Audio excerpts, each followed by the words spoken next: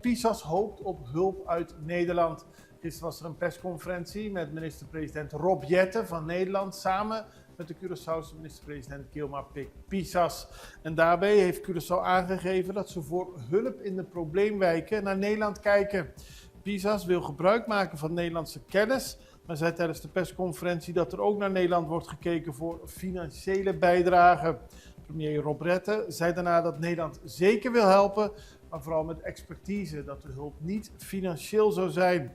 Pisas had toen net uitgelegd dat toen hij aantrad er meerdere slechte wijken op het eiland dringend hulp nodig hadden.